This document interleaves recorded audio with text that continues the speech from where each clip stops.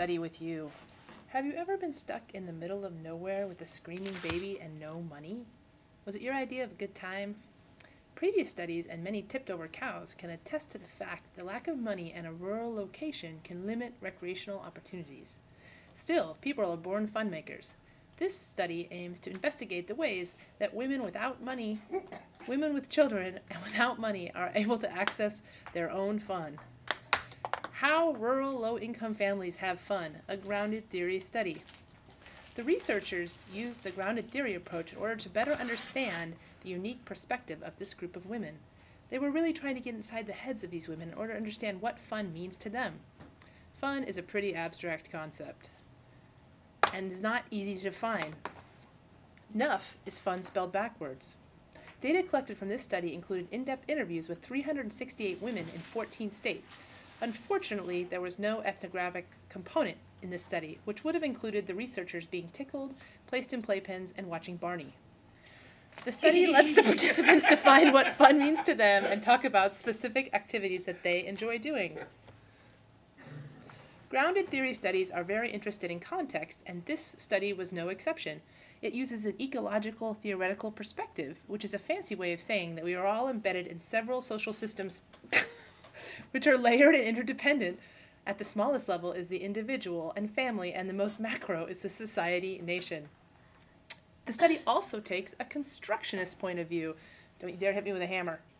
Which means humans create meaning and truth by constructing ideas about how the world works. It's the theory of knowledge that wears a tool belt and likes to get its hands dirty.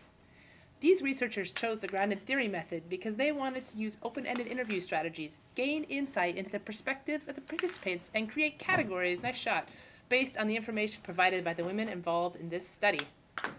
So what the heck did they find? Well, they found 3 different categories. The first category is context influencing family fun. These include internal factors such as ages of the children, the family's financial status, and family factors such as pregnancy or divorce. The second category was attitudes about family fun. How a mom feels about fun is most powerful influence on how much perceived fun is experienced in her household. Some participants were committed to fun and were able to find and create fun all around them. These families made a point to do activities together and seek out fun and jump on top of it like a free trampoline.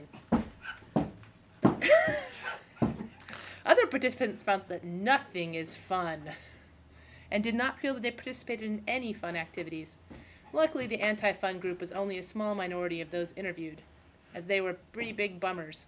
In a proposed follow-up study, researchers dressed as clowns will be embedded in these homes to see if they can induce a more fun environment. Can I be a clown? The third category is what is actually done for fun. Well, they have both indoor and outdoor fun, most of which does not require any money. At home, fun activities are extremely varied and include playing tickle chase. Don't you dare tickle me. Games, watching TV and movies, arts and crafts, and just spending time together. Outdoor fun including activities such as camping, visiting friends, and just playing. Get ready, there's some exciting theory coming up. The findings were in congruence with Abowski's and McCormick's 2001 work on balance and core activities in leisure. Core activities are ones that are done often and are easy to access, while balance activities are done more rarely and may have more constraints. In this case, it was found that activities that cost money outside of the home were balance activities, while free activities and in and around the home make up core activities. For example, a core activity would be beating Greg with a hammer, and a balance activity would be going to Disneyland. But it's pretty cheap and fun. The research used all this creation to create a model with an ecological perspective, which we will show you shortly. Can we go to Disneyland? This model shows how all the different systems work together to affect family leisure choices.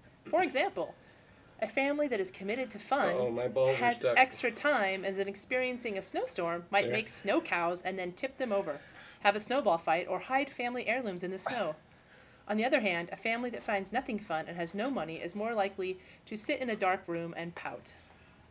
Conclusion. Grounded theory, like magic. Grounded theory has the ability to transform mounds of rich data into abstract categories and then into meaningful theories. In contrast, quantitative studies generally test an existing theory instead of generating new ones. Said another way, grounded theory stretches out and goes deeper on the observation part of the scientific method and creates theories or hypotheses that can be compared or tested in other ways. Peace out. Bye.